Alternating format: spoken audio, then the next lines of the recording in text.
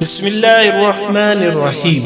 شروع کرتا ہوں اللہ کے بابرکت نام سے جو بڑا مہربان نہایت رحم کرنے والا ہے۔ دوستو، آج ہم قارون کے بارے میں پڑھیں گے۔ قارون حضرت موسیٰ علیہ السلام کا رشتہ دار تھا۔ قارون حضرت موسیٰ علیہ السلام پر ایمان لے آیا تھا۔ اس نے آپ کا دین بھی قبول کر لیا۔ وہ تورات بھی پڑھتا تھا اور نماز بھی پڑھتا تھا۔ قارون دراصل ایک کمزور عقیدے کا مالک تھا اور ریاکار انسان تھا۔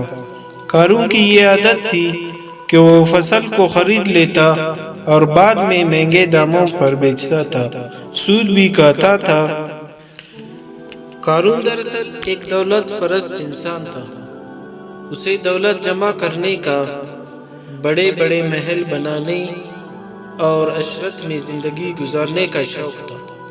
اس نے ایک بہت بڑا محل تعمیر کروایا جس کی دیواریں سونے کی تھی۔ اس کے پاس جو گھوڑے اور اونٹ تھے وہ بھی سونے اور جواہرات سے لدے رہتے تھے۔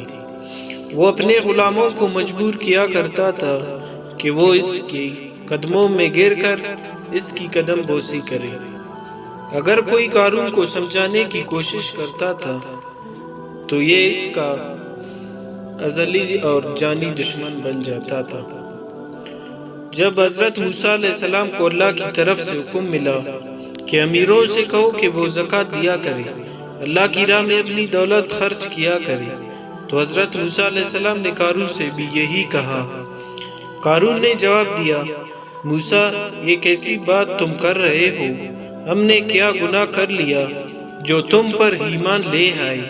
اب تم ہم سے ہمارا مال بھی چھیننا چاہتے ہو؟ تو حضرت موسیٰ علیہ السلام نے قارون کو تبلیغ جاری رکھی۔ قارون حضرت موسیٰ علیہ السلام کا جانی دشمن بن گیا اور آپ پر بھی تہمتیں لگانے لگا۔ قارون نے ایک عورت کو بہت زیادہ مال و دولت دیا اور کہا کہ وہ حضرت موسیٰ علیہ السلام پر بدکاری کا الزام لگائے۔ وہ عورت اس بات پر رضامند ہو گئی۔ حضرت موسیٰ علیہ السلام مجمع میں کھڑے تبلیغ کر رہے تھے تو قارون وہاں پہنچا اور کہا، اے موسیٰ، آپ لوگوں کو تبلیغ کر رہے ہیں جبکہ آپ خود بدکاری کر چکے ہیں۔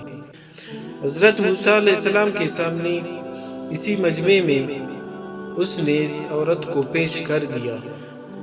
حضرت موسیٰ علیہ السلام نے اس عورت سے کہا، جس اللہ نے بنی اسرائیل کے لیے دریا میں راستہ بنا دیا اور بنی اسرائیل کو عافیت دی، میں تمہیں اس رب کی قسم دیتا ہوں کہ یہ سچ بات بتاؤ۔ حضرت موسیٰ علیہ السلام کی رعب اور جلال سے وہ عورت ڈر گئی۔ اس نے سچ بات بتا دی کہ قارون نے اسے بہت زیادہ مال و دولت دی تھی، میں یہ الزام لگا ہوں۔ حضرت موسیٰ علیہ السلام نے اللہ تعالیٰ کا شکر ادا کیا اور سجدے کی حالت میں اللہ سے دعا کی، اے اللہ، قارون پر اپنا قہر اور غضب نازل فرما۔ پھر حضرت موسیٰ علیہ السلام نے مجمع سے کہا، جو قارون کے ساتھ رہنا چاہے وہ اس کے ساتھ ہو جائے اور جو ایمان والا ہے وہ الگ ہو جائے۔ صرف دو بدبخت لوگ قارون کے ساتھ رہے۔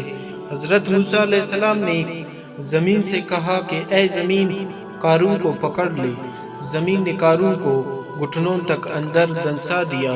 حضرت موسیٰ علیہ السلام نے زمین کو دوبارہ حکم دیا۔ زمین نے قارون کو کمر تک دنسا لیا۔ یہ دیکھ کر قارون رونے لگا اور رشتہ داری کا واسطہ دینے لگا۔ قارون کے ساتھ جو دو بدبخت تھے وہ لوگوں سے کہنے لگے کہ حضرت موسیٰ علیہ السلام قارون کو زمین میں اس لیے دنسا رہے ہیں تاکہ یہ ان کی جائیداد اور محل پر قبضہ کر سکے۔ حضرت موسیٰ علیہ السلام نے دعا کی تو قارون کا محل اور خزانہ بھی زمین کے اندر دنس گیا۔ غرور اور تکبر، اللہ کی نافرمانیوں کا اثر یہی نتیجہ نکلا کرتا ہے۔ اس لیے اللہ کے دیے ہوئے میں سے اللہ کی راہ میں دینے کی عادت ڈالے، کیونکہ صدقہ اور اللہ کی راہ میں خرچ کرنا بلاؤں کو ٹال دیتا ہے۔ تو دوستو ویڈیو پسند آنے کی صورت میں ویڈیو کو سبسکرائب کریں اور بیل کے آئیکن کو دبا دیں۔ شکریہ۔